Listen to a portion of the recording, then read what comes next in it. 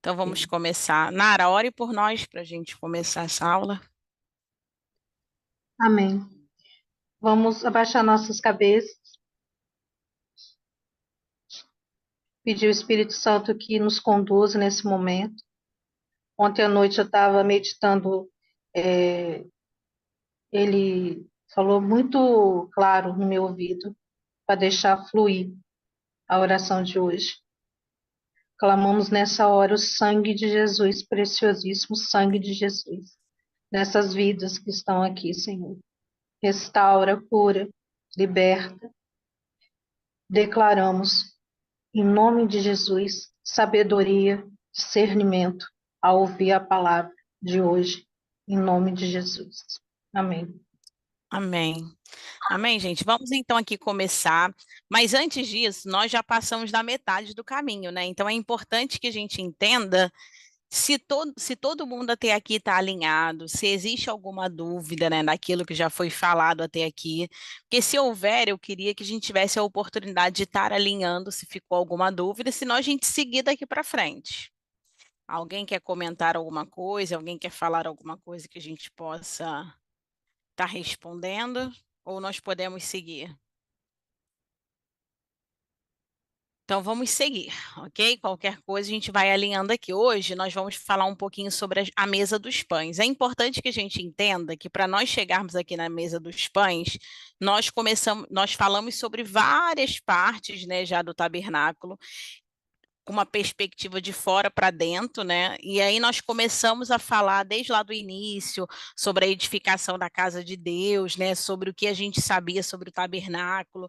Depois nós falamos sobre a cerca, o material, o porquê, né? Existia uma cerca. Depois nós falamos sobre essa porta e nós demos aquele exemplo, né? Da porta larga, de vários côvados e por que que essa porta larga, se a Bíblia fala que nós deveríamos entender que nós temos que o evangelho é uma porta estreita, e aí nós explicamos o porquê disso. Depois nós avançamos para o altar do sacrifício, nós falamos sobre as características desse altar, nós falamos sobre a sua simbologia, nós começamos a conversar um pouquinho sobre as ofertas depois do holocausto, sobre as ofertas de cereais, as ofertas pacíficas, nós avançamos, falamos sobre as ofertas pelo pecado, onde todo mundo aqui já entendeu que essas ofertas do pecado, gente, o pecado ele precisa de sangue, toda pecado, a remissão desse pecado precisa de sangue. Mas nós também falamos sobre a impureza, que a gente até começou a aula passada, né, pedindo exemplos de pecado e impureza, que nem sempre a impureza pode ser um pecado, mas ela pode se tornar esse pecado de forma ilegítima. Então, a gente falou sobre essa questão da impureza, que a impureza ele é resolvida com água, mas que o pecado ele é resolvido realmente com sangue. E esse sangue foi vertido na cruz do Calvário. E a gente avançou, nós falamos sobre as ofertas de culpa, e aí nós fomos avançando um pouquinho mais para o lavatório, onde a gente falou o porquê, né, que existia esse lavatório, que tinha que lavar as mãos e lavar os pés, que falava sobre as obras que nós fazemos, também sobre o caminho que nós trilhamos. Só estou dando um preview geral para que a gente consiga alinhar tudo que a gente falou até aqui. E a gente falou sobre o lavatório como um espelho. Lembra, vocês lembram disso, né? E falando sobre esse lavatório como espelho, a gente começava a olhar que para a pessoa entrar, ela precisava estar ali se olhando, se avaliando, que é aquilo que a Bíblia fala, né? Examina-se, pois, o homem a si mesmo. Eu não posso chegar aqui, ai, deixa eu avaliar ali. Disse, não, eu tenho que me avaliar. E aí, esse é o convite de Deus, desde o tabernáculo, desde essa visão, que cada um consiga olhar. E a gente falou da purificação pela água, a gente falou sobre essa santificação inicial, sobre essa santificação progressiva até que Jesus venha, e nós entramos na tenda da revelação. Falamos sobre as cortinas, falamos sobre as características da tenda, nós falamos sobre as tábuas, falamos sobre o átrio falar de salvação, depois nós falamos sobre o lugar santo, falar de serviço, e nós entramos no Santo dos Santos, que é falar de oração. E aí, resumindo isso tudo em 5 minutos, a gente vai entrar hoje na mesa dos pães. E aí eu queria convidar alguém aí para abrir para a gente em Êxodo 25 e outra pessoa para abrir em Levítico 24. Quem pode abrir para a gente fazer essa Eu leitura leio junto? Levítico 24, Cláudia. Eu Ok. leio Quem pode Êxodo. abrir? Ótimo. Então abre aí em Êxodo 25, do versículo 23 ao 30. para a gente fazer Ah, é essa 30? leitura Porque tá, juntos. eu tô meio confuso, porque você colocou 23, 20 no slide. Oh, perdão, é 30, tá errado. Foi erro de digitação. Espera aí Não, que eu vou beleza. ajeitar aqui agora. Ótimo. 30. Pode começar? Pode começar, por favor. A mesa. Também farás a mesa de madeira de acácia, terá o comprimento de 2 côvados, a largura de 1 côvado e a altura de 1 côvado e meio. De ouro puro e cobrirás e lhes farás uma bordadura de ouro ao redor. Também lhe farás molduras ao redor, de largura de 4 dedos, e lhe farás a bordadura de ouro ao redor da moldura. Também lhe farás 4 argolas de ouro, e porás as argolas nos 4 cantos, que estão nos seus 4 pés. Perto da moldura estarão as argolas, com lugares para as várias para se levarem à mesa. Farás, pois, estes varais de madeira de acácia e o cobrirá de ouro, por meio deles. Se levará à mesa. Também farás os seus pratos e os seus recipientes para incenso, e as suas galhetas e as suas taças que se hão de oferecer liberação. De ouro puro os farás. Porás sobre a mesa os pães da propriação diante de mim perpetuamente. Amém. Amém. Então, gente, olha só, nós começamos a ler aí uma descrição e a gente depois, ao longo aqui dessa manhã, a gente vai falar sobre isso. Mas vamos ler agora Levítico 24, do versículo 5 até o versículo 9, Lindsay. Lê para a gente, por favor. Apanhe da melhor farinha e asse 12 pães, usando 2 jarros para cada pão. Coloque-os em 2 fileiras, com 6 pães em cada uma, sobre a mesa de ouro puro perante o Senhor. Junto a cada fileira, coloque um pouco de incenso puro como porção memorial para representar o pão e ser uma oferta ao Senhor preparada ao fogo. Esses pães serão colocados regularmente perante o Senhor, cada sábado, em nome dos israelitas, como aliança perpétua. Pertencem a Arão e a seus descendentes, que os comerão no lugar sagrado, porque é parte santíssima de sua porção regular das ofertas dedicadas ao Senhor, preparadas no fogo. É decreto perpétuo. Amém. Amém. Gente, olha só, a primeira coisa quando a gente lê esses textos, nós vamos voltar a algo que a gente vem falando ao longo das aulas, que isso tem que ser uma verdade cravada no nosso coração. Durante muito tempo, quando as pessoas iam para a igreja, era aquele extremo, né? 8 ou 80. Então, todo mundo conseguia meter malho nos crentes, porque ou a pessoa ficava muito habitolada, né? E não queria fazer mais nada, não queria trabalhar, não queria nada, só queria as coisas de Deus, ou a pessoa fazia de qualquer maneira. Quando a gente lê esses dois textos aqui, primeira coisa que a gente observa nos dois textos distintos, que Deus, ele tem um jeito e um modo de fazer as coisas, e ele exige esse jeito e modo nosso.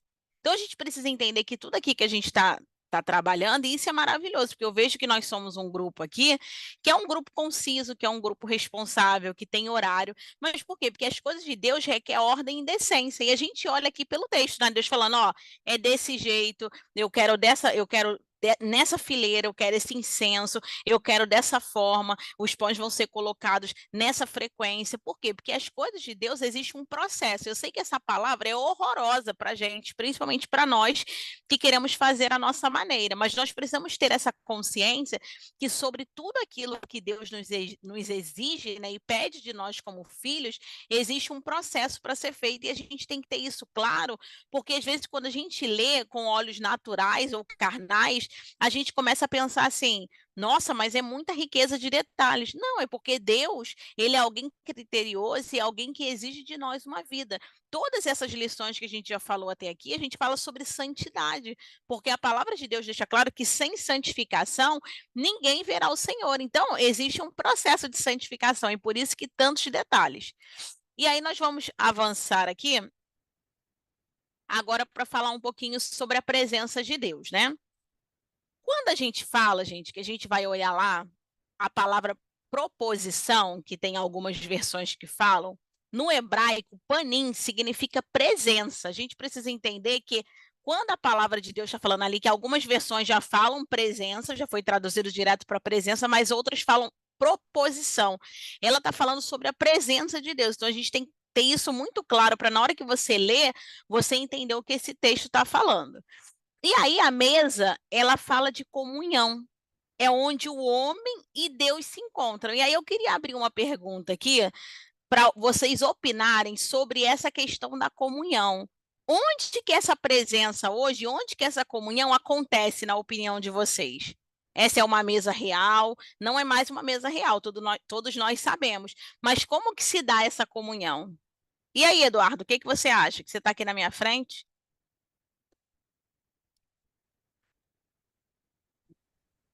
A palavra comemorar, né, faz o sentido de que há um lugar onde a gente vai se reunir, né, na mesa. É como você está mostrando aqui para a gente que a mesa é o lugar da comunhão. O momento da ceia, por exemplo, é um momento da gente entender aquilo que ele realizou por nós e comemorar, né, aquilo que ele fez por nós, como um processo de comunhão, né, de estarmos ligados a ele novamente, é, no, no momento em que aceitamos o seu sacrifício por nós, né? Então, eu vejo a mesa como o lugar onde verdadeiramente acontece a koinonia, né? A comunhão. É assim que eu vejo, assim que eu penso. É assim Em que, pelo relação a menos, Deus, como que se dá essa comunhão hoje, na sua opinião, Eduardo? nesse processo de reconhecer Jesus como filho, tá? Ele me coloca na presença de Deus, né? Ele me leva à mesa de comunhão, né? Com o Pai.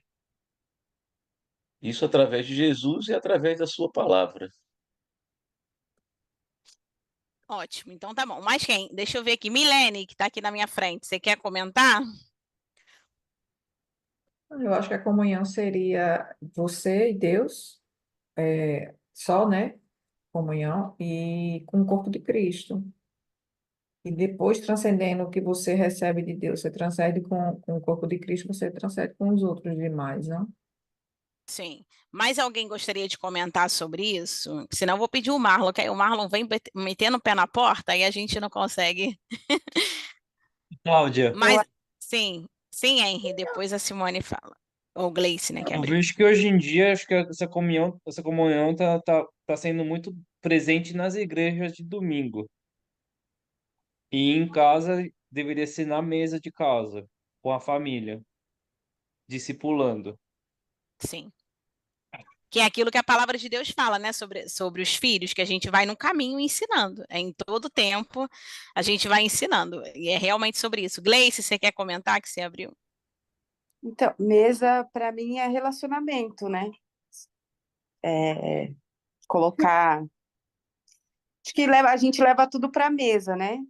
Tanto com pessoas quanto com pai, filho e espírito, relacionamento. Sim. É Mais isso. alguém, gente, que nós vamos continuar aqui. Marlon, comenta você, Toyoko, o que que vocês acham sobre essa simbologia da mesa? A simbologia da mesa hoje em dia, para nós, né, vamos trazer para hoje, que o que nós estamos fazendo aqui hoje também é uma comunhão, né? Eu creio que nós estamos fazendo uma comunhão. Né? Se a gente trazer tudo da época para hoje, hoje aqui nós temos uma comunhão, né? Para mim, o maior sentido de comunhão hoje em dia é o que nós estamos fazendo aqui de forma online e talvez a gente estaria fazendo presencialmente. Ok? Sim. E você, Toyoko?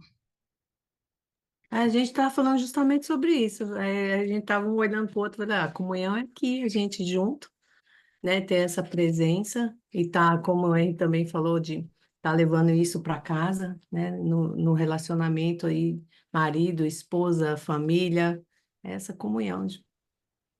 É verdade. Gente, quando a gente vai olhar de fato, né, o significado da palavra comunhão, ele fala que é um conjunto de pessoas que partilham das mesmas crenças, né, de ideias, de tendências, seja ela qual for, mas são os mesmos valores compartilhados. Então, é uma participação conjunta entre nós. É aquilo que vocês comentaram. Nós estamos aqui, todos nós acreditamos numa mesma verdade, todos nós estamos nos assentando nessa mesa para poder aprender sobre essa verdade. Isso é a primeira coisa que nós precisamos entender, porque quando a Bíblia ela fala que o mundo não tem comunhão, né, as trevas não têm comunhão com a luz, porque não é possível as trevas ter comunhão com a luz, porque são mesas diferentes, valores estabelecidos diferentes, totalmente diferente. Então não tem como, não tem como. Existem pessoas que eu amo e amo de verdade, mas essas pessoas não fazem mais parte do meu contexto. Eu posso sim ser sal na vida delas, eu posso sim levar a verdade do evangelho, mas não me cabe mais estar no mesmo ambiente, compartilhando as mesmas ideias, porque não há comunhão entre nós. O que eu acredito, a pessoa não acredita mais. Existem duas amigas que são amicíssimas minhas desde a infância, mas elas vivem vidas totalmente diferentes. Então, não nos cabe. Eu até chamo para o meu ambiente, elas não se sentem confortáveis. Se eu for no ambiente delas, eu também não me sinto confortável, entende? Porque isso tem a ver com comunhão. E aí, na sua caminhada cristã, sabe o que pode acontecer? Que isso é uma coisa que tem que acender os nossos olhos. Se você tolera comunhão com coisas que você não acredita, talvez você não acredite de verdade naquilo que você está pregando. Porque se você se sente muito à vontade com o pecado, se você se sente muito à vontade com uma outra realidade, isso não é. Gente, isso você pode dar o nome que for, mas isso é uma comunhão quebrada com Deus, porque as trevas não tem como ter aliança com a luz. Não tem como eu falar, eu amo Jesus, mas eu sento numa mesa onde o adultério é aceito, onde o aborto é aceito, não tem como isso. Então, por isso que quando a gente fala aqui sobre nós sermos o pior povo da terra, é porque nós somos pecadores, mas a gente reconhece que precisa de um senhorio de Deus para poder nos arrepender. E as pessoas, quando elas estão no mundo, elas se acham tão boas, tão maravilhosas, que elas não precisam de ninguém. A gente não, nós somos muito ruins. E por sermos muito ruins, a gente entende que nós precisamos de Deus para nos remir dos nossos pecados, entende? Então, é sobre essa verdade do nosso coração que a gente precisa entender. E começar a avaliar nessa manhã o seguinte: gente, será que eu estou sendo tolerante com aquilo que não comunga com a presença de Deus? Será que eu estou aceitando coisas que eu não deveria aceitar? Eu, assim, direto aqui tenho falado com vocês, né, com essa luta que eu tenho constantemente com a glutonaria, porque me gera um nível de ansiedade muito grande e eu quero essa resposta. E eu lembro que eu tenho orado incessantemente, Senhor, me liberta disso. E eu lembro que eu orando e eu falei para Deus, Deus, eu não suporto mais toda vez cair na mesma coisa, eu preciso de uma remissão. E o Espírito Santo foi muito claro comigo e falou: é um processo. Com você não vai acontecer rápido. E eu comecei a abrir uma DR. Como assim comigo não? Com as pessoas acontece? Não estou entendendo isso daqui. E o Espírito Santo, porque você é uma pessoa intransigente, 880. E se eu permito que você não passe por um processo, você seja liberta imediatamente, igual acontece com algumas pessoas, porque eu creio, tá, gente, que acontece com algumas pessoas. Isso aconteceu na minha casa. O Jairo, quando ele decidiu que ele ia servir Jesus, instantaneamente o Espírito Santo, assim, foi muito rápido o processo de libertação dele do álcool, muito rápido. Mas comigo não. E aí o Espírito Santo falou: você é muito intransigente, você é 880. Se acontece um processo extraordinário na sua vida, todo mundo que você atende, você vai botar essa régua de exigência. Que a pessoa é sem vergonha, que a pessoa é cara de pau, que não tá aceitando. E aí eu, ai, podia ter dormido sem essa, tá bom. Vamos fechar a DR aqui, deixa eu voltar aqui, ó. Porque não dá, entende, gente? Então nós precisamos entender que nessa comunhão com o Senhor, nessa vida que nós temos com Deus, comunhão é isso, é eu poder ouvir a voz de Deus, é Deus poder falar comigo. E quando eu digo de ouvir, vamos ser assim muito coerentes, tá, gente? Porque eu tenho enfrentado muitos problemas desses em gabinete, que quando a gente fala de ouvir, a pessoa chega, não, eu não ouço Deus, Deus não fala comigo, não é voz audível. Nós temos a palavra que já fala tudo que nós precisamos. Então vamos tomar cuidado com isso, que esse negócio do povo querer ouvir fica maluco, hein? Pode falar, Milene. Então, minha pergunta é para você, pelo exemplo que você deu aí agora. como é que você, não é que você vai conviver ou você vai compartilhar a mesa.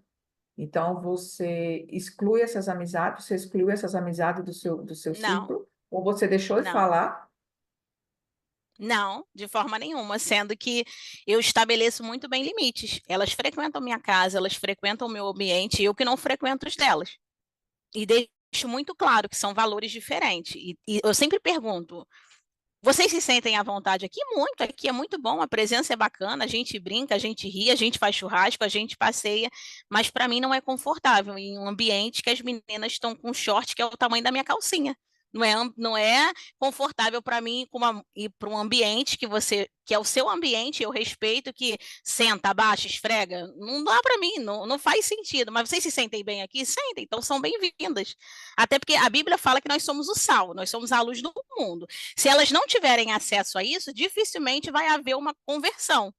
Mas o que eu não posso é achar, sabe aquilo, namoro evangelístico? Não, deixa eu ir ali, porque eu estou fazendo um namoro evangelístico. Eu não vou convencer ninguém com namoro evangelístico, muito pelo contrário. Eu estou me corrompendo, que a pessoa fala, não é crente, por que está aqui? Então, acho que é muito sobre esse equilíbrio. Eu deixo isso muito claro, porque quando a gente estabelece limites, fica mais fácil. É igual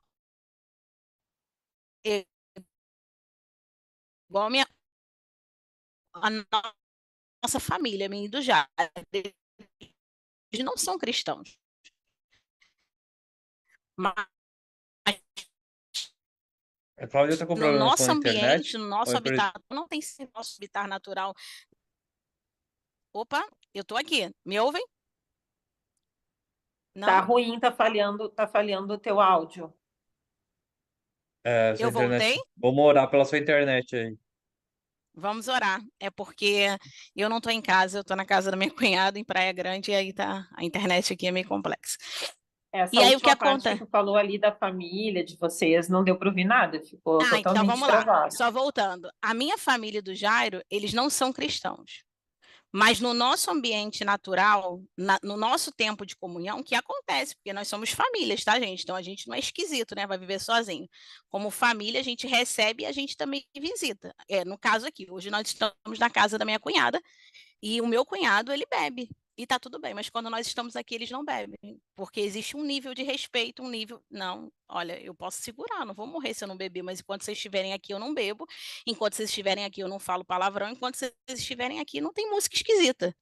Porque eu respeito o que vocês carregam, assim como eu quero ser respeitado. Mas também, se eu chegasse aqui e eles estivessem fazendo isso, eu estou no ambiente deles, está tudo bem. Mas a gente entende que o nível de autoridade que Deus nos permite hoje, as pessoas geram respeito. Mas esse respeito, gente, é gradual. Nem sempre foi assim, entende? Que é uma construção da mesa. Nem sempre foi assim, até porque o Jairo bebia, até porque o Jairo era essa pessoa. Então, nem sempre foi. Mas ao passar do tempo, as mudanças que foram acontecendo fizeram com que as pessoas tomassem essa atitude. Então, é muito mais sobre o nosso comportamento e sobre essa evidência que a gente fala sobre Jesus, e não no falar, mas sobre a atitude que a pessoa constrange. Nossa, eu não posso fazer isso aqui não, porque é meio chato, né? Quem nunca, gente, quando era do mundo, eu morava numa comunidade e eu lembro que quando a gente passava para evangelizar nessa comunidade, os traficantes, eles abaixavam a arma e falavam, não, não, abaixa aí, ó. A tia tá vindo ali, abaixa aí. Falavam isso dos pastores, né, das irmãs de círculo de oração, porque eles se envergonhavam com essa presença. Então a gente precisa entender que se o pecado está sendo tolerado na nossa mesa, é porque as pessoas não conseguem olhar essa evidência do sal na nossa vida. E essa não é uma responsabilidade de Deus, essa é uma responsabilidade nossa de busca, de evidenciar esse sal, porque a Bíblia ela é muito clara, gente, e isso é muito sério. Quando ela fala que se o sal perde o seu sabor, ele não serve para nada. Então, se a gente não consegue entrar num ambiente e gerar uma nova mesa de comunhão, uma nova mesa de respeito, uma nova mesa de valores, o nosso sal perdeu o sabor. E para que ele vai servir se ele perdeu o sabor? Então, assim, isso é uma responsabilidade que tem que levantar o nosso coração e tem que nos levar para esse lugar de rendição, onde verdadeiramente nós possamos falar, meu Deus, como que eu posso mudar isso daqui? E é sobre isso, quando a gente falar aqui ao longo dessa manhã sobre mesa, vai ser sobre isso, sobre a responsabilidade que eu tenho em manter essa mesa arrumada, porque não é de Deus a responsabilidade, é nossa. Amém, irmãos? Meu áudio está ok? Só me dá um okzinho assim, ó, para eu saber. Ah, beleza. Então, vamos lá. Alguém abre para a gente aí Salmo 25:14. Quem pode abrir?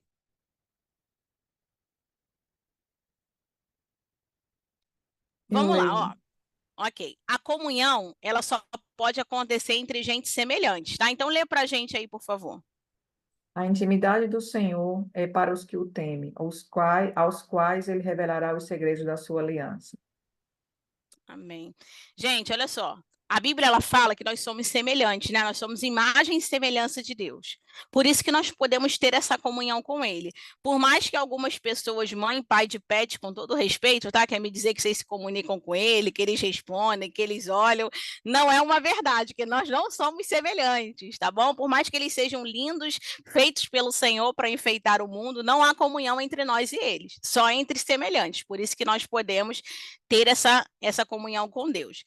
E quem nos proporciona, gente, comer desse pão é o próprio Deus. Essa é uma verdade, é um princípio que nós precisamos gravar pelo seguinte: o nosso coração ele é soberbo, é caído, é cheio de orgulho. Se a gente não for pro altar, a gente vai começar a achar que nós consumimos desses valores todos, dessa vida toda, dessa coisa maravilhosa, porque por nós mesmos. E na verdade, não.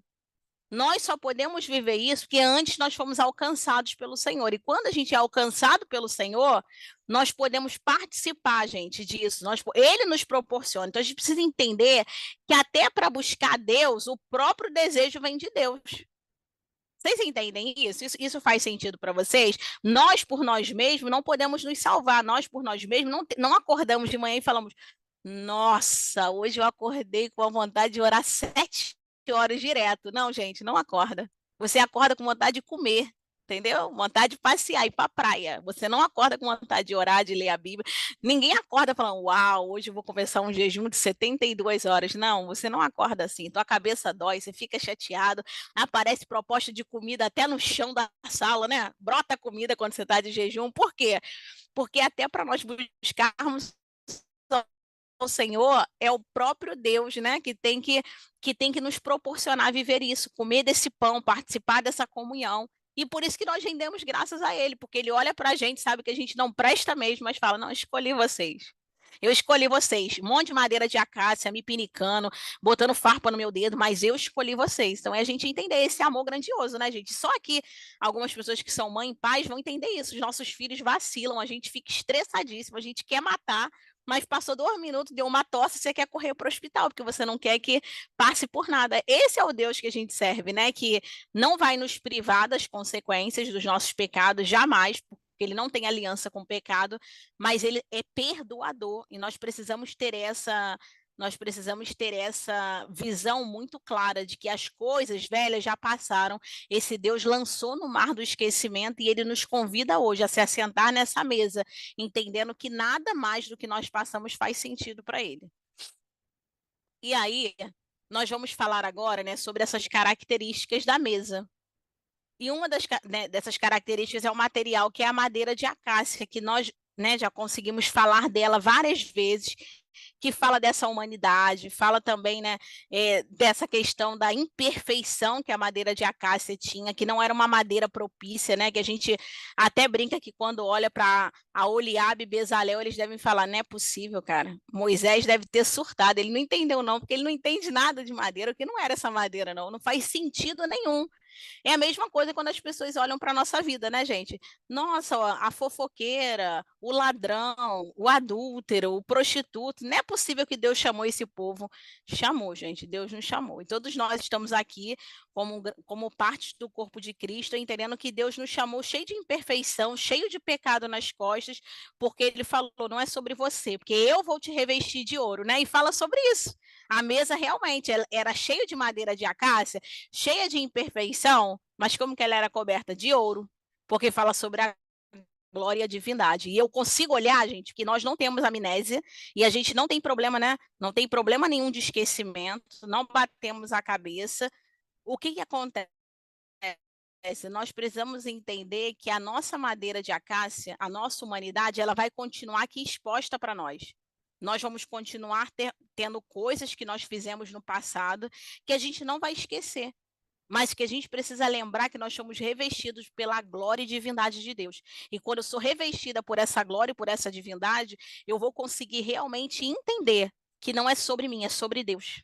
E aí, quando eu entendo que é sobre Deus, eu vou conseguir verdadeiramente caminhar para esse lugar de dependência e de entrega, entendendo que a parte de Deus, gente, é perfeita, e que Ele me conhecia antes de eu nascer, antes de eu ser gerada, e que Ele já conhecia todos os meus dias, e que os meus pecados não foram pegos de surpresa diante de Deus, muito pelo contrário.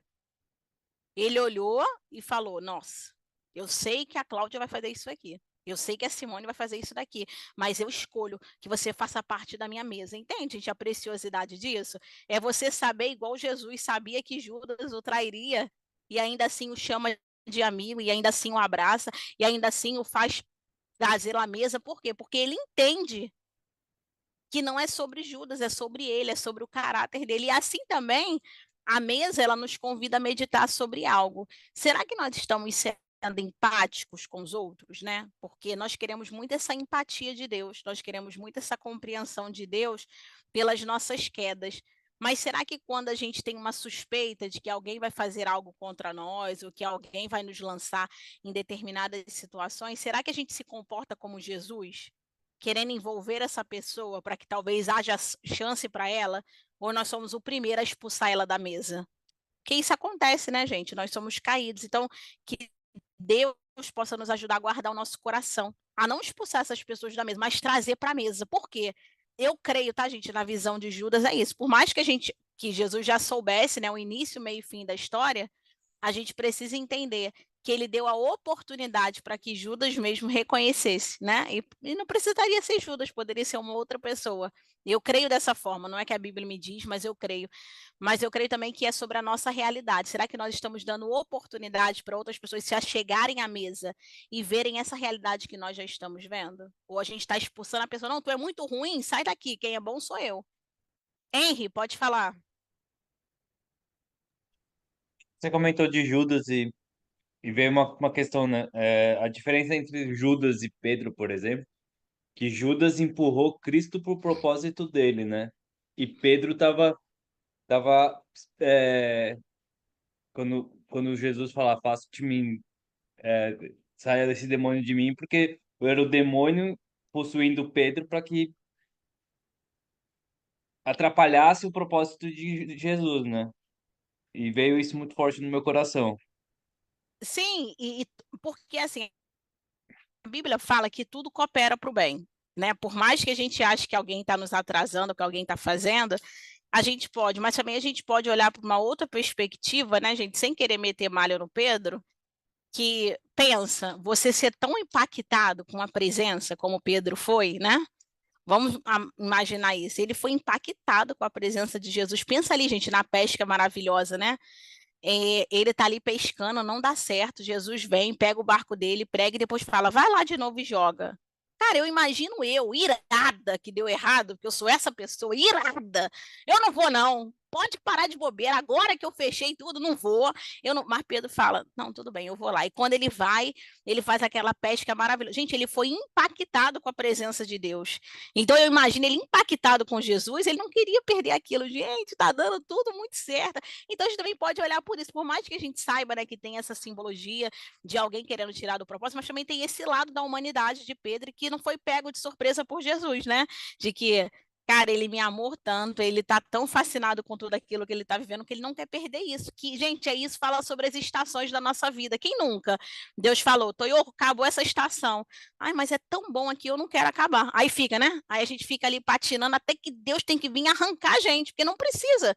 Mas porque quando algo está muito bom, a gente quer se manter naquele lugar. E aquilo que você falou é muito propício. Judas, por mais que ele achasse que estava tirando vantagem ou estava atrasando, ele estava empurrando Jesus para esse propósito. Por quê? Porque todas as coisas cooperam. E ao final, gente, nada iria impedir os planos de Deus de acontecer. Eu acho que essa tem que ser uma verdade para a gente, porque nós nos esquecemos disso de forma prática, não é verdade? A gente sempre pensa, ai não, olha só, a Gleice está me atrapalhando. Gente, a Gleice quer puxar o meu tapete. Ah não, olha, a Nara tá aqui ó, falando mal de mim. Gente, nada do que aconteceu ao nosso redor vai impedir a palavra que Deus já decretou ao nosso respeito.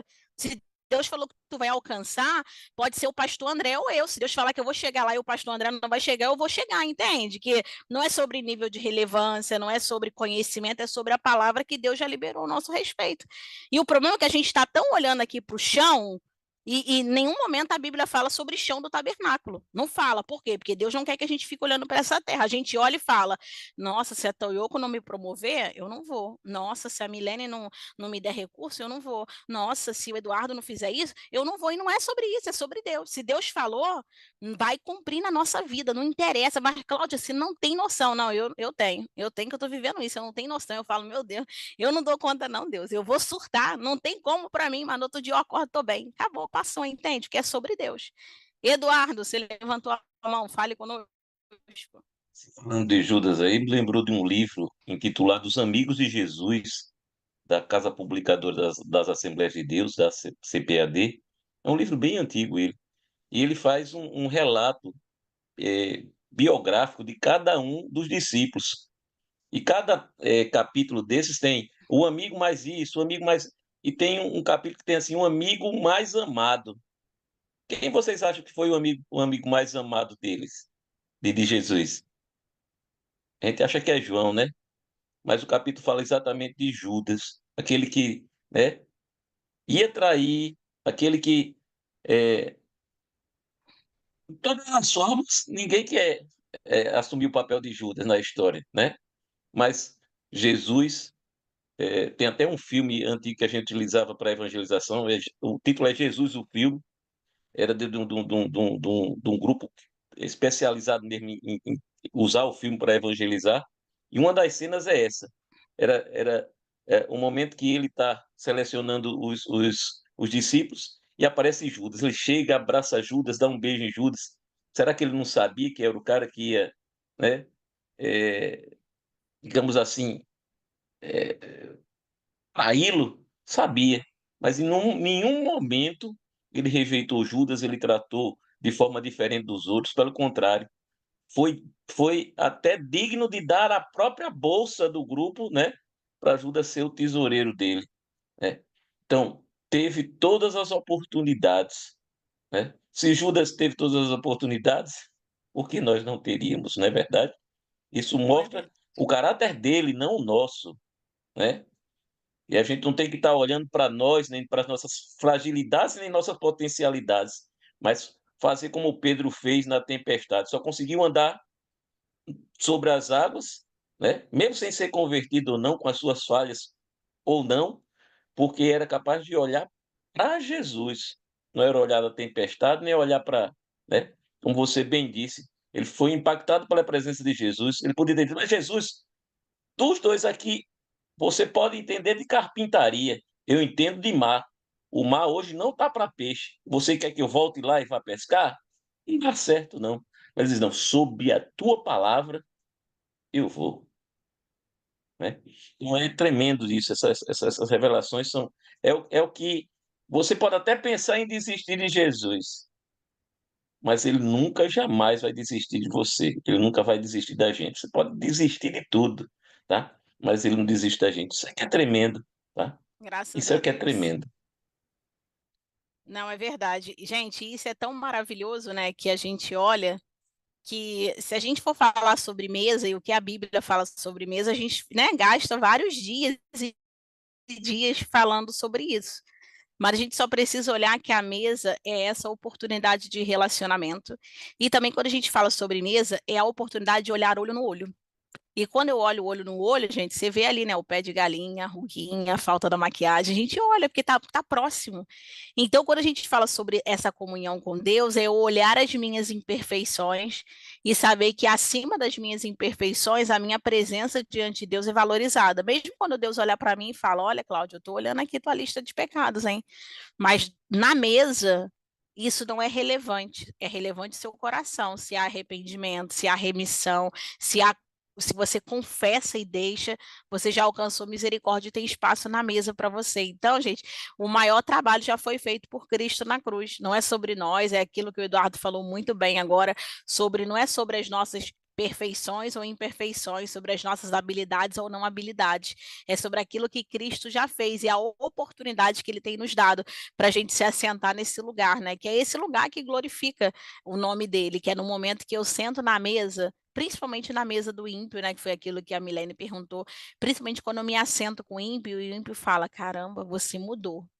Nossa, você virou referência para mim. Como que pode? Você não era assim, não, hein? Eu falo muito assim que a minha irmã sempre falava e ela teve a oportunidade de ir no nosso GC lá no sábado para contar o testemunho dela.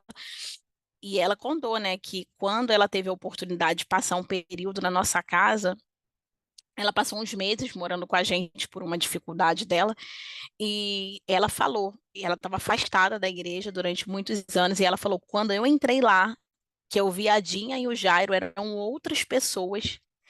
Eu não conseguia acreditar, porque tudo bem, a gente se via num churrasco de família, numa coisa, e aí quando você vê assim, é superficial, a pessoa pode estar fazendo tipo, né, gente? Porque nós somos assim, a gente, né, politicamente correto, você pode estar o que for, mas quando você foi morar dentro da casa, ela falou, não tem como você fazer tipo, porque é dia no dia, né, é vida na vida, você tá chateado, você grita, você briga, e ela falou, nossa, eu vi, ela fala, contou chorando no sábado lá no nosso GC, o Jário ficou até muito emocionado, que ela falou, eu vi a transformação, porque até antes de eu namorar o Jairo, ela já conhecia o Jairo, porque ela e o Jairo têm a mesma idade, eles foram criados juntos, então ela falou, eu vi a transformação na vida do Jairo, tanto que ela falava que brincava que eu não visitava a cozinha, era só o Jairo, e ela falou, e a minha irmã ainda brincava, Dinha, não, mas eu orei para casar, se ele não orou, é ele que lute, ficava brincando, porque ele virou outra pessoa, e aí ela falou, isso me aguçou a vontade de voltar para a igreja, que eu falei, eu quero arrumar um homem assim para eu casar agora, não quero mais errar.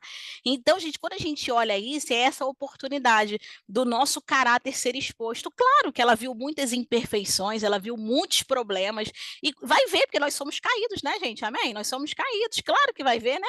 Porque vida na vida tem seus problemas, mas o que sobressaiu para ela foi aquilo que a presença faz na vida de uma pessoa. Então é sobre isso, nós não vamos ser perfeitos, mas será que a presença de Deus tem feito sobressair aquilo que nós precisamos, que é demonstrar o amor de Deus e essa transformação? Então, isso é maravilhoso e é uma coisa que nós precisamos realmente pensar.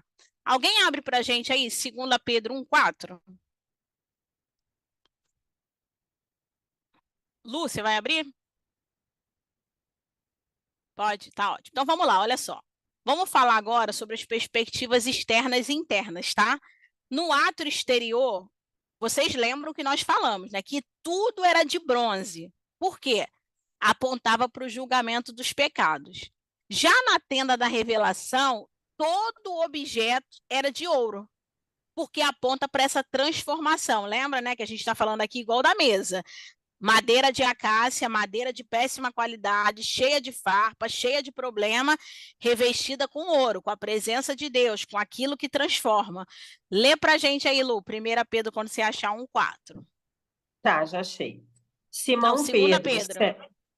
segunda Pedro. Isso. Simão Pedro, servo e apóstolo de Jesus Cristo, aquele que, mediante a justiça de nosso Deus e Salvador Jesus Cristo, receberam conosco uma fé igualmente valiosa. Graça e paz lhes sejam multiplicadas pelo pleno conhecimento de Deus e de Jesus, o nosso Senhor.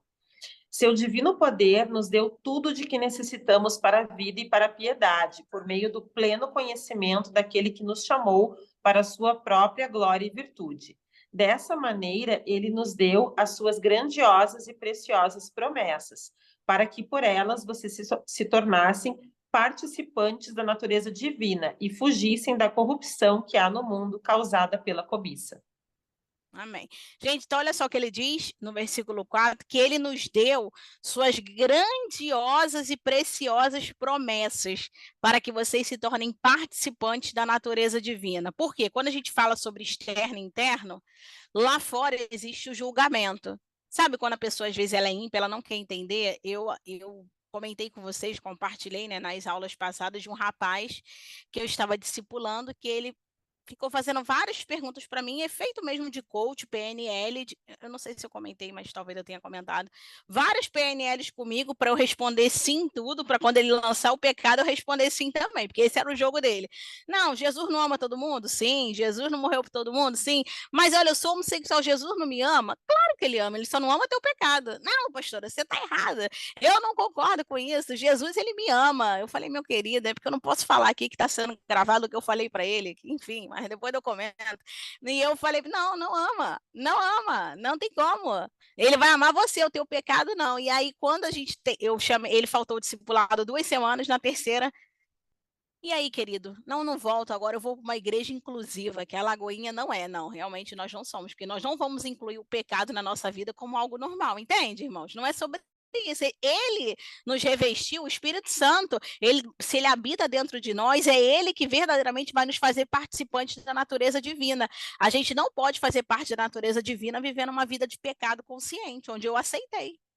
Gente, olha só, por mais que eu tenha boas desculpas, nossa, Toyoko, eu quero te contar uma boa desculpa aqui. Eu tô com muitos problemas, eu tô com muitos desafios e por isso eu quero comer além da conta. Eu posso contar a melhor desculpa para vocês, vai continuar sendo pecado, entende?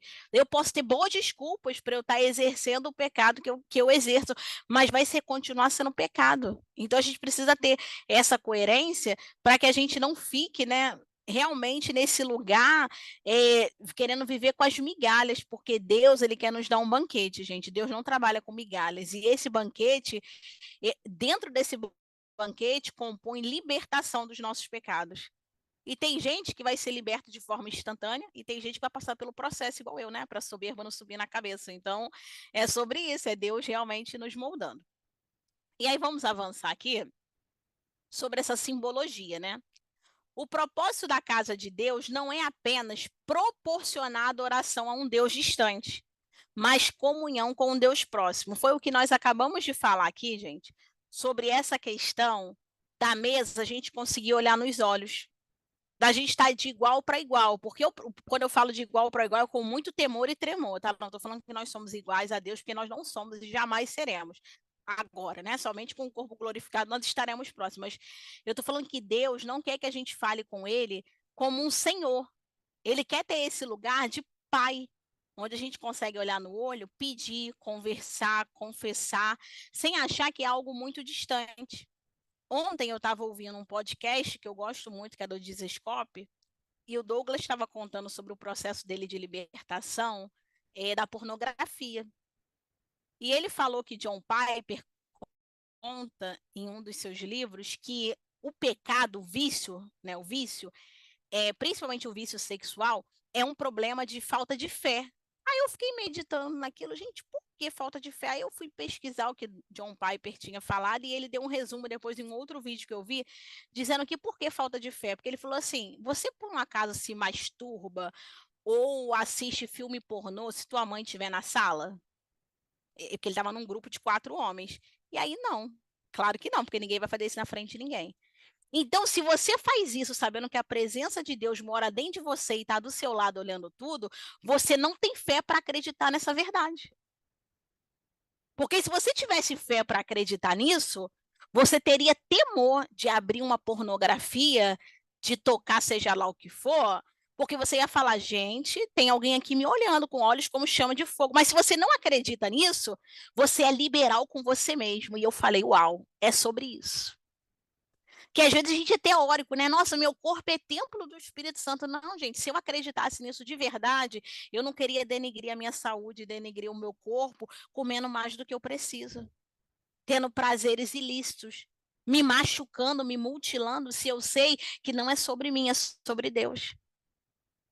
E aí eu fiquei meditando nisso ontem à noite, aí eu dei aula ontem à noite para os voluntários e fiquei pensando e falei, Jesus, tem misericórdia de mim, porque eu devo ser uma pessoa sem fé ainda, eu estou imatura na fé, matura a minha fé para eu conseguir viver em comunhão, porque eu não quero te olhar como um Deus que quando eu oro você chega perto, mas quando eu paro de orar você está longe. Não, você está morando aqui, você habita aqui.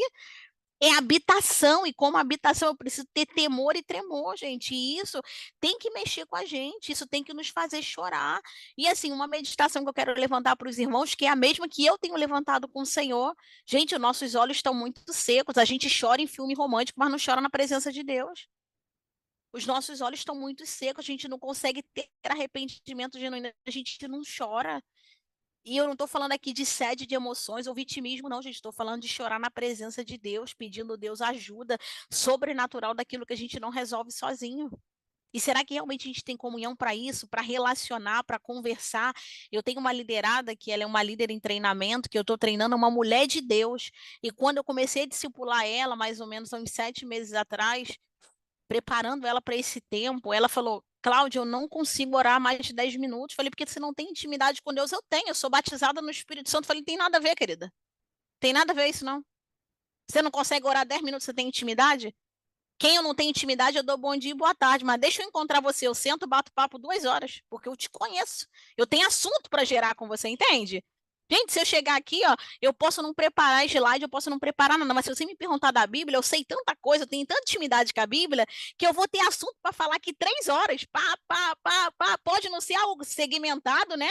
Ou organizado, mas eu vou ter assunto, porque eu conheço a Bíblia, entende que é sobre isso? E aí ela falou: não, eu não consegui, a gente começou a gerar isso, discipulado. Vamos falar o que no discipulado hoje? Nada, vamos orar 1 hora, dobra o joelho, vamos embora. Pá. E aí ela está em treinamento no nosso GC, porque eu preciso realmente multiplicar os outros GCs, e aí ela esses dias mandou, né, lá no grupo, orando pelo pessoal, 2h15 de oração. E aí, quando ela chegou no discipulado, que a gente foi conversar, falei, nossa, você tinha intimidade com Deus, né? Que você era batizada com o Espírito Santo. Só não conseguiu orar 10 minutos. Agora você ora 2h15 e ainda fala assim no final do áudio, gente, eu tenho que ir, que eu tô atrasada pro trabalho. Porque ela perdeu a noção do tempo. Porque não é assim, gente, quando a gente tá numa mesa gostosa igual essa daqui, direto, eu falo, ô Marlon, Toyoko, me perdoa, passei o horário, gente, porque é tão maravilhoso a gente falar de Jesus, que a gente senta e vai falando, e vai falando, e vai falando, e a gente quer relacionar, e a gente quer conversar, e a gente quer perguntar, e nós estamos perdendo isso no caminho, gente. A gente está tratando Deus como um Deus distante. Deus está falando, volta para a mesa. Oi, volta para cá, para esse lugar na mesa, olha no meu olho, deixa eu falar contigo. Para de fazer essas orações rasas que só você fala, abre o teu checklist para mim, não, eu quero falar com você. Gente, porque nós temos uma visão, né, errada de oração, que eu tenho que chegar com tudo pronto para falar. Não, às vezes Deus quer que você dobre o teu joelho ali e contemple a presença dele.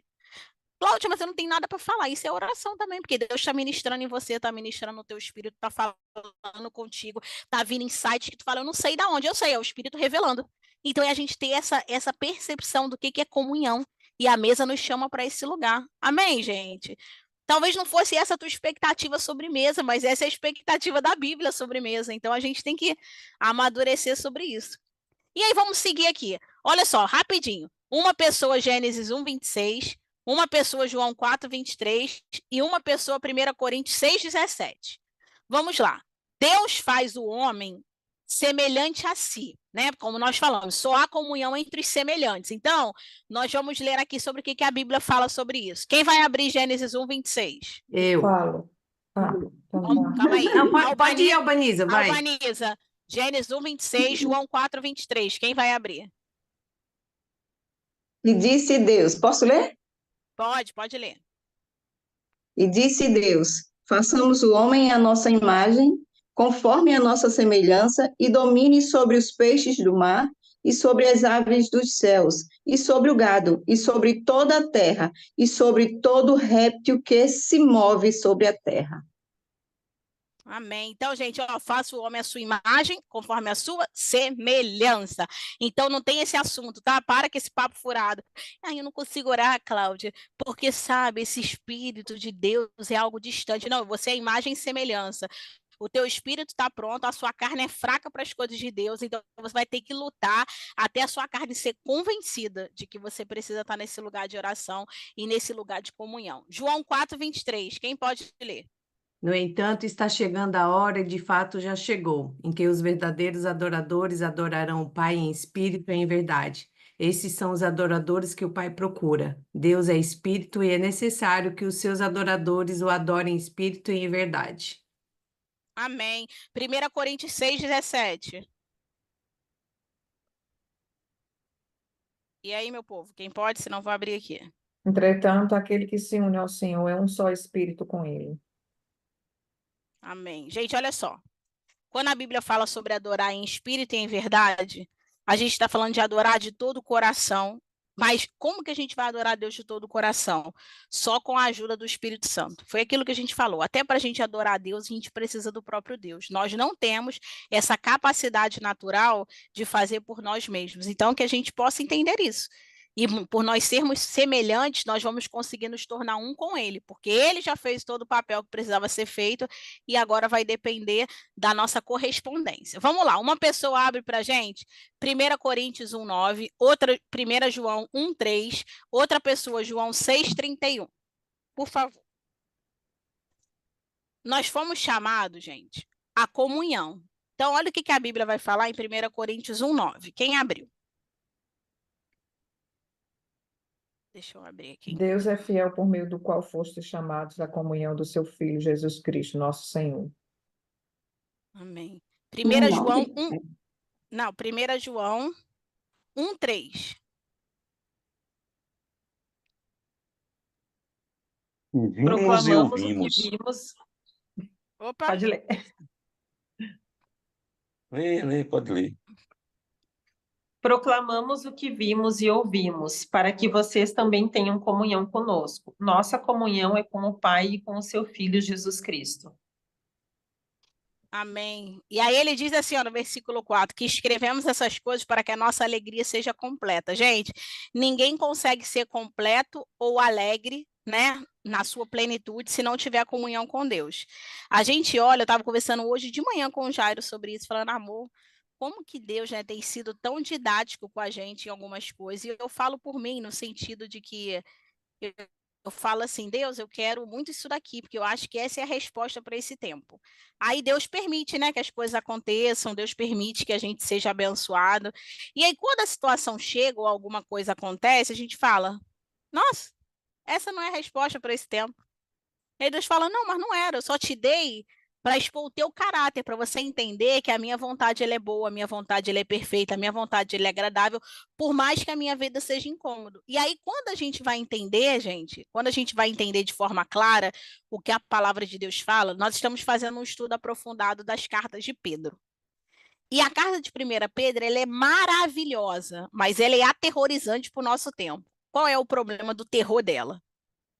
Que ele fala da nossa comunhão com Deus, mas ele fala que o sofrimento faz parte da nossa caminhada com Jesus. Tanto que ele está ali, o pessoal está sendo perseguido por Nero, 64, 67, o imperador metendo bala nos crentes, né, no modo de dizer. E aí ele fala, olha, irmãos, eu estou escrevendo aqui para vocês, para quê? Vocês ficarem espertos. O sofrimento faz parte. Gente, isso é apavorante para o nosso tempo, porque a gente, quando fala de vida abundante, a gente acha o quê? Nossa, a mulher saiu da maternidade, barriga chapada, dinheiro na conta, o marido um gentleman, tudo perfeito, isso é vida próspera. Não, não é, gente. Ah lá, tu não vê a Toyoko, vai casar com um careca, tu não tá vendo ali o Henry, ó, comendo na hora do GC. Gente, é assim, essa é vida real, entende? Que essa é a vida real. E nessa vida real, a gente vai precisar entender que o sofrimento faz parte. E não é porque o sofrimento existe que Deus está contra nós ou Deus nos abandonou. É porque faz parte. Nós não somos desse lugar. E como a gente não é desse lugar, nós somos bombardeados constantemente. E aí a gente não quer pregar nessa carta, a gente não quer ler essa carta, que a gente quer ler aquilo, ó, tudo posso naquele que me fortalece. Não que seja errado e não que não seja uma verdade, mas a gente precisa ser maduro de entender que a nossa comunhão com Deus vai nos trazer paz que excede entendimento, mas isso não é ausência de problemas ou ausência de situações desconfortáveis. Nós vamos viver situações desconfortáveis. E aí, vamos lá. Ó. A mesa em si não fala apenas de Cristo, mas do encontro entre Deus e o homem. Já o pão, ele aponta para Jesus. Olha que coisa linda, né? O encontro de Deus, desse ouro, conosco, que é a madeira ruim, de péssima qualidade. E o pão, que é esse alimento, ele aponta para Jesus. Vamos ler João 6, do 31 ao 35. Quem pode ler aí para a gente? Pode ler? Nossos pais. Pode. Não, pode ir, Pode João. ler. Pode ir, Eduardo, vai. Nossos pais comeram maná no deserto como está escrito: deu-lhes a comer o pão do céu. Disse-lhes, pois, Jesus: na verdade vos digo, Moisés não vos deu o pão do céu, meu Pai vos dá o verdadeiro pão dos céus, do céu. Porque o pão de Deus é aquele que desce do céu e dá vida ao mundo. Disseram-lhe, pois, Senhor, dá-nos sempre desse pão. E Jesus lhes disse: eu sou o pão da vida. Aquele que vem a mim não terá fome, e quem crê em mim nunca terá sede. Amém. Lê o 51 aí, Eduardo, por favor. Eu gosto desse 51, que é tremendo.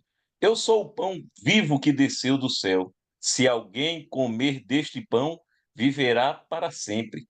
E o pão que eu der é a minha carne, que eu darei pela vida do mundo. Amém. Lê o 57, Eduardo. Assim como o Pai que vive me enviou, e eu vivo pelo Pai, assim quem de mim se alimenta, também viverá por mim. Amém. Gente, olha só, viverá por mim, viverá por minha causa, depende da tradução. Olha só.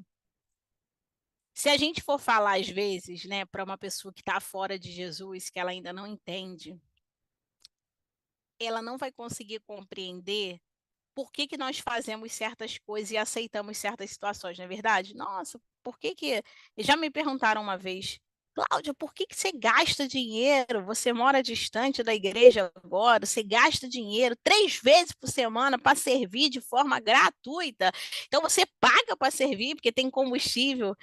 Gente, porque a pessoa não tem noção da completude que nós temos de viver para ele. Esse pão que nos alimenta nos supre toda necessidade, porque hoje, quando o mundo fala, e ontem eu falei sobre isso, que eu dei um treinamento para os voluntários lá da Matriz, e eu falei sobre isso, que quando a pessoa olha que ela está fora da presença de Deus, que papo esquisito ser voluntário, ter que chegar aqui mais cedo, sair daqui depois. O que que eu ganho com isso? E ainda nem ganho, eu ainda pago para vir trabalhar, porque eu gasto meu combustível, eu gasto minha passagem, né? Seja lá como a pessoa se locomove, a pessoa ela não consegue entender, porque só quem comeu desse pão vai tirar do seu para poder viver. Eu lembro que eu comentei, né, com uma pessoa, porque como a gente vai para a Colômbia, e eu conversei com o pastor, lá é uma igreja pequena, né?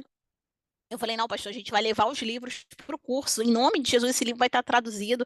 Nós vamos levar, não, Cláudia, mas a gente tem que viabilizar custo, porque o pessoal aqui não tem, você não tem noção. A maioria aqui trabalha com, tipo, vamos falar, eu vou falar a linguagem daqui do Brasil, camelô, né? Então é muito pouco, eles não têm recurso. Eu falei, não, pastor, nós vamos doar os livros. Aí o pastor ficou assim, mas o que que você ganha com isso? E aí eu falei, não, nós vamos doar. Como? Falei, não sei, mas Deus vai levantar recursos, nós vamos doar para esse povo, porque a gente vai falar. E aí a pessoa, você vai ouvir nas pessoas, gente, né? A pessoa quando ela está fora da presença de Deus, mas como assim, gente? Isso aí é para ganhar dinheiro, você tem que produzir, você tem que produzir, você tem que produzir. Mas quem experimentou desse pão sabe que o provedor é Deus, gente. Que quem nos dá é Deus, que você pode até gastar com a obra de Deus, você pode até gastar a sua vida, né? Que tempo é muito mais importante do que dinheiro, porque tempo não volta, dinheiro você perde, você ganha.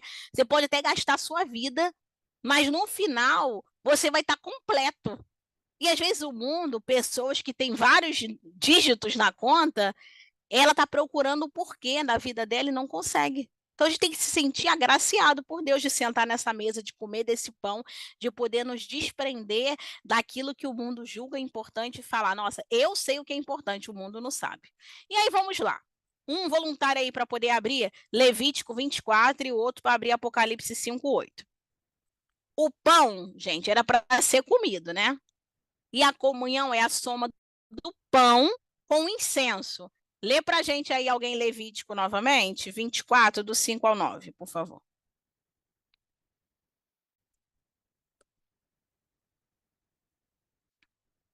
Deixa eu, Levítico 24. E outra pessoa abre, por favor, Apocalipse 5:8. Eu abro Apocalipse Tomarás, 5, Cláudia.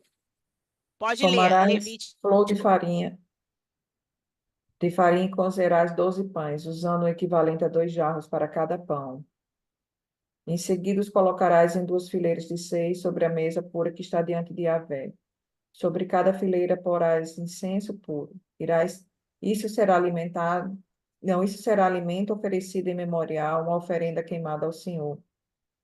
A cada dia de sábado, os pães serão colocados permanentemente diante do Senhor em nome de todos os israelitas, com aliança perpétua. Pertencerão a Arão e aos seus filhos, que o comerão no lugar sagrado, porquanto são parte santíssima de sua porção regular de oferta, dedicadas ao Senhor, preparadas no fogo. É lei perpétua. Amém. Vamos lá. E o incenso são as orações, tá, gente? Então, grave isso sobre os incensos, porque também mais para frente a gente vai falar de forma mais aprofundada. Lê para a gente Apocalipse 5:8. Ao recebê-lo, os 4 seres viventes e os 24 anciãos prostraram-se diante do Cordeiro. Cada um deles tinha uma harpa e taças de ouro cheias de incenso, que são as orações dos santos. Amém. Gente, aí vamos lá. A Lídice acabou de ler aqui para a gente sobre essa taça de incenso. E aí você não precisa responder, você vai pensar. Essa resposta é você com Deus. Taça real. Vocês me ouvem? Ok, é porque apareceu aqui que tinha caído. Se existisse uma taça real sobre as suas orações, será que essa taça já estaria transbordante ou estaria uma taça vazia? Lembrando que o incenso são as orações. Será que você está orando o suficiente para essa taça transbordar no altar de Deus? Ou você está vivendo só uma vida de uma pessoa sem relacionamento que só dá bom dia e boa noite para Deus, sabe? Por educação, igual a gente faz com o porteiro do prédio, com o vendedor da padaria. Bom dia, boa tarde. Porque até com estranho a gente fala o trivial.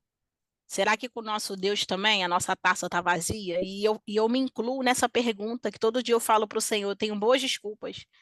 Deus, estou fazendo tua obra, eu estou correndo para lá, eu estou correndo para cá. Mas Deus ele não está preocupado com isso, ele está preocupado com relacionamento. Que relacionamento está acima, gente, daquilo que nós fazemos. E a gente precisa ter a nossa identidade estabelecida em Deus, porque no mundo nós somos o que nós fazemos. Em Deus, nós somos filhos e existe espaço na mesa para nós. Independente do que você produz, você pode ser uma ameba cristã, vai existir um lugar na mesa para você. Nós só servimos porque nós já somos filhos, identificados como filhos, e nós queremos servir. Mas mesmo que você não sirva, não faça nada, você tem lugar na mesa para você como filho. Então pensa sobre isso, pensa se a tua taça está sendo cheia de oração, ou ela está lá vazinha. Aí eu até brinco com o pessoal aqui da minha casa, né, que aqui o pessoal tem que orar, eles são obrigados a orar. E aí eu brinco com eles assim, vai chegar lá no céu, vai reclamar não, vai ter que morar no barraquinho lá do céu, só pela misericórdia. Vocês vão morar no barraquinho, não tem obra, não tem nada. E é sobre isso que a gente tem que pensar, o que que nós estamos gerando. Não é barganha, não é nada, mas é relacionamento. Se você quer viver a quem, Deus ele respeita, porque o importante para Deus é salvação. Agora, se você quer viver tudo aquilo que Deus tem para você, você vai ter que orar, vai ter que gerar em oração. E aí, vamos lá. Alguém abre para a gente aí Números 4:7 e outra pessoa abre Salmo 139:8. O pão que ficava sobre a mesa... Opa, Eduardo, pode falar. Se eu estou com dificuldade de estar na mesa com ele, imagina no secreto, né? É Não entra isso, no teu disse quarto. tudo. Você disse tudo É agora. como, é como lá, pastor Léo, é chinelada. Só que essa não foi chinelada, não, essa foi cintura usada. É sobre isso. Vamos lá então, gente. O pão que ficava sobre a mesa também foi chamada de pão contínuo. Olha aí, hein? Olha essa palavra. Lê pra gente aí Números 4:7, por favor, alguém. Sobre a mesa da presença, eles estenderão um pano azul e colocarão os pratos, os recipientes para incenso, as tigelas e os jarros para as ofertas derramadas e os pães da presença, que devem estar sempre sobre a mesa. Gente, olha só, pão contínuo, tem que estar sempre sobre a mesa. Eu, toda hora, quando eu reclamo que o porcelanato da minha casa está sujo, o Espírito Santo ministra comigo. É isso aí, é santidade. Limpou hoje, limpa amanhã. Limpa de manhã, limpa de noite. É constantemente. Olha, tem que ter alimento constante. Não adianta você achar, nossa, que foi aquilo que o Henrique comentou no início da aula, né? Crente domingueiro, eu vou para a igreja domingo, é suficiente. Não, não é, gente. É pão contínuo. Olha, a presença de Deus é contínua. Por quê? Nós estamos num corpo caído. a nossa carne, ela tende para as coisas da carne. Se você não alimenta o teu espírito, a tua carne ela vai ser alimentada naturalmente, porque a nossa carne é igual micróbio, sabe? Que ele se multiplica rápido, é isso. Então, as coisas espirituais têm que estar ganhando seu espaço para a nossa carne ser fortalecida. Por isso é esse pão contínuo. Então, vamos lá. Embora fosse trocado e comido, só os sábados estava sempre diante do Senhor, indicando o quê? Comunhão constante. Lê para a gente Salmos 139,8.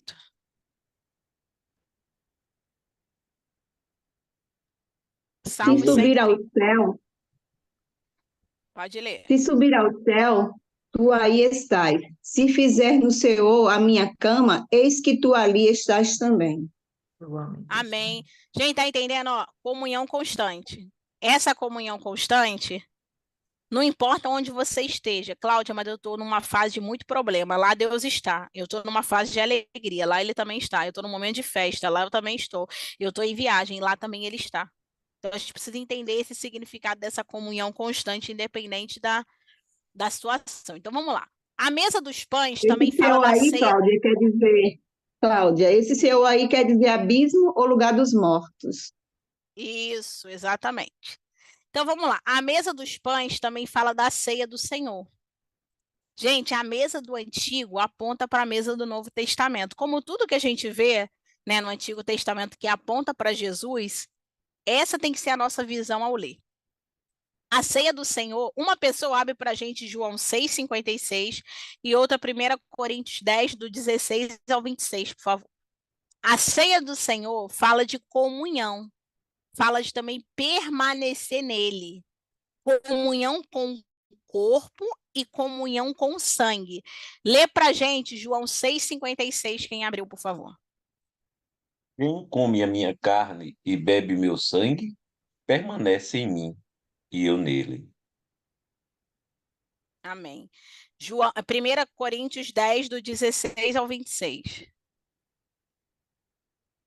Não é Vou ler aqui. verdade que o Pode ler, cálice Liz. da bênção que abençoamos é uma participação do sangue de Cristo e que o pão que partimos é uma participação no corpo de Cristo? Como há somente um pão, nós, que somos muitos, somos um só corpo, pois todos participamos de um único pão. Considerem o povo de Israel, os que comem dos sacrifícios não participam do altar? Portanto, o que estou querendo dizer? Será que o sacrifício oferecido a um ídolo é alguma coisa? Ou o ídolo é alguma coisa? Não. Quero dizer, o que os pagãos sacrificam é oferecido aos demônios e não a Deus. E não quero que vocês tenham comunhão com os demônios. Vocês não podem beber do cálice do Senhor e do cálice dos demônios. Não podem participar da mesa do Senhor e da mesa dos demônios. Porventura, provocaremos o ciúme do Senhor? Somos mais fortes do que ele? Tudo é permitido, mas nem tudo convém. Tudo é permitido, mas nem tudo edifica. Ninguém deve buscar o seu próprio bem, mas sim o dos outros. Comam de tudo que se vende no mercado, sem fazer perguntas por causa da consciência, pois do Senhor é a terra e tudo que nela existe. Amém. Amém. Glória a Deus. Glória a Deus. Gente, então olha só. A gente fala dessa comunhão de permanecer nele, a gente fala dessa comunhão com o corpo e com o sangue, e a gente traz essa consciência da Santa Ceia, entendendo que também é esse tempo de comunhão, esse tempo que nós somos convidados a nos analisar, a entender onde nós caímos, e nós precisamos ter a consciência que o pecado ele não pode nos afastar da mesa. Gente, o pecado tem que nos aproximar da mesa. É a gente todo dia cair, levantar e falar: Deus, eu preciso da sua bondade, eu preciso da sua misericórdia. É esse tempo nos levar para próximo de Deus e a gente conseguir nos levantar. Então, a ceia não deve ser um mero ritual, mas um memorial que fortaleça a nossa comunhão. Quem não vive na presença, gente, vai se expor às trevas. Cláudia, existe uma terceira opção? Não, é só duas mesmo. Ou é presença ou é treva. sabe? Não tem uma terceira opção para você. Ah, não, mas eu acredito que tenha. Não, não tem não, gente. Isso aí é atalho, isso daí é heresia, isso é mentira do diabo. Ou você está em Deus ou você está no diabo, não tem como. Olha, igual assim, às vezes quando a pessoa não é cristã, né? Ou ela não acredita em Deus, ainda que ela fala, não, mas eu acredito em Deus de todo o meu coração, eu sou boa. Né, quando a pessoa está no mundo, às vezes, e eu tenho uma irmã que ela fala isso, mas eu sou muito boa, você não sabe que eu sou correta, e realmente se eu for olhar para a vida dela, né, e eu não acreditasse no que eu acredito, eu ia falar, ela tá salva e eu não tô, porque realmente eu olho para ela é mais ética e mais coerente do que eu. Mas só existe um caminho, gente, para entrar na glória, que é Jesus. Ela pode ser muito boazinha. O diabo vai falar: "Ei, chegou aqui minha secretária honesta, vai trabalhar direitinho aqui para mim, ó, porque a gente precisa de Jesus", entende? E aí nós não podemos achar que é a nossa bondade que vai nos levar. Então a gente precisa entender isso de forma clara. E aí, era também, gente, o alimento sacerdotal, esse pão. O pão está relacionado diretamente ao sacerdote. Por quê? Porque este o come, mas também está relacionado ao povo, porque eram 12 pães, as 12 tribos de Israel. Então, a gente tem que lembrar isso, que isso é uma informação importante. Quando a gente fala, abre alguém para mim, Mateus 4:4, e outra pessoa, Marcos 6, do 33 ao 42. O sacerdote, gente, ele deve alimentar para poder alimentar o povo. Só quem está alimentado pode alimentar. A verdade que a gente carrega vai exalar isso para todo mundo, tá bom? Que está ao nosso redor. Vamos ler então esses dois textos aqui e a gente já está partindo para o final. Mateus 4:4. Vou ler aqui então. Mateus 4:4, que diz assim: Jesus respondeu: está escrito: nem só de pão viverá o homem, mas de toda a palavra que procede da boca de Deus. Alguém abriu aí Marcos 6? Vamos lá. Posso ler? Pode ler. Mas muitas pessoas os viram saindo e correram de todas as cidades e chegaram lá antes dele. Quando Jesus desceu do barco, ele viu uma grande multidão e teve compaixão deles, porque eram como ovelhas sem pastor, e ele lhe ensinou muitas coisas. Mais adiante, ao entardecer, os discípulos de Jesus vieram a ele e disseram: este lugar é deserto e está ficando tarde. Diga ao povo que vai embora às vilas e às propriedades próximas e compre alimento para si, porque não há nada para comer aqui. Mas Jesus disse-lhe: deles, vocês algo para comer. Com o quê? Perguntaram-lhe eles. Seria necessário muito dinheiro para comprar comida para esta multidão. Quantos pães vocês têm? Perguntou ele. Vão verificar. Eles voltaram e informaram que haviam 5 pães e 2 peixes. Então Jesus disse à multidão que se assentasse em grupos na grama verde. Assim eles se assentaram em grupos de 50 e de 100. Jesus tomou os 5 pães e os 2 peixes, levantou os olhos para o céu e deu graças. Depois partiu os pães e entregou-os aos seus discípulos, e também dividiu os 2 peixes com todos. A multidão comeu até ficar bem satisfeita. Amém. Gente, então vamos lá, olha só. A Bíblia fala, isso aqui é para nós aqui, que quem deseja o episcopato, que é o pastoreio, que é esse serviço na obra, excelente coisa ele deseja. Mas a gente precisa entender que para eu alimentar alguém, eu preciso estar alimentado. Então, essa é a nossa responsabilidade como líder, e se você deseja ser um líder e ser usado pelo Senhor, é a sua obrigação estar alimentado. E se a gente for olhar esse segundo texto que nós lemos em Marcos, o próprio Jesus, ao pegar esses pães, olha o que a Bíblia deixa claro. Antes da multiplicação, ele levanta os pães e, tendo dado graças, a gente só vai conseguir viver milagres em Deus no momento que a gente começar a agradecer pelo pouco que foi colocado na nossa mão. Tem pessoas que desejam muito um grande ministério, um ministério relevante, mas às vezes Deus coloca 2 ovelhas na sua mão e você não está dando graças e não está cuidando. E como que você quer multiplicar? A mesa fala sobre esse alimento, sobre você ter contentamento com aquilo que Deus está dando. Gente, ninguém que você vê num ministério relevante, como o Luciano Subirá, que para mim é uma referência, começou ministrando para 2.000, 20.000 pessoas. Começou ministrando para uma pessoa, para 5 pessoas, e tendo zelo enquanto fazia aquilo ali. Então, que a gente possa ser zeloso ao consumir e ao buscar esse alimento para poder alimentar aquelas pessoas que Deus está colocando sobre nossa responsabilidade. E aí vamos lá. Os 12 pães eram feitos da mesma farinha, mostrando o quê, gente? Que esse alimento é um só, é a palavra de Deus. Mesmo simbolicamente que cada igreja que compõe o corpo o come separadamente, mas o alimento é um só, gente. Um só é Cristo. Claro que cada igreja vai ter sua doutrina, vai ter sua forma de trabalhar, mas o que a gente tem que avaliar é se esse alimento está sendo um alimento genuíno, que é o que a palavra de Deus fala.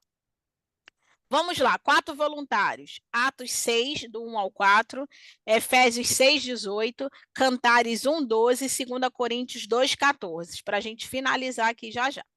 O incenso era colocado sobre o pão. Lembra que a gente falou do incenso? O que nos mostra que o ministério da palavra tem que ser regado com oração. Gente, é muita oração.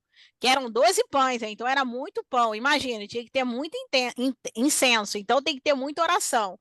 Lê para a gente aí quem abriu Atos, por favor. Eu vou ler aqui. Pode ler. Naqueles dias, crescendo o número de discípulos judeus de fala grega, entre eles queixaram-se dos judeus de fala hebraica, porque só viúvas estavam sendo esquecidas na distribuição diária do alimento. Por isso, os 12 reuniram-se, todos os discípulos disseram: não é certo negligenciarmos o ministério da palavra de Deus, a fim de servir às mesas. Irmãos, escolha entre vocês 7 irmãos de bom testemunho, cheio do espírito de sabedoria. Passaremos a eles a nossa tarefa e nos dedicaremos à oração e ao ministério da palavra. Amém, gente. Ó, então lembra disso. O incenso era colocado sobre o pão. Ele está falando ali, ó, sobre o ministério da palavra, onde ele separa pessoas. Para quê? Para terem pessoas exclusivas dedicadas a isso. Efésios 6, 18. Orem no Espírito em todas as ocasiões, com toda oração e súplica, tendo isso em mente, estejam atentos e perseverem na oração por todos os santos. Amém. Amém. Perseverando em oração. Então, gente, é uma coisa, ó, constante. Vamos lá, o incenso sobre o pão também fala do perfume, né? O incenso que exalava perfume. A comunhão com o Senhor, a gente tem que exalar perfume. Aquilo que nós conversamos no início dessa aula, né? A pessoa tem que olhar para nós, tem que ver uma diferenciação. Lê para a gente Cantares 1:12, quem abriu. Enquanto o rei estava em seus aposentos, o meu nardo espalhou sua fragrância. 2 Coríntios 2:14.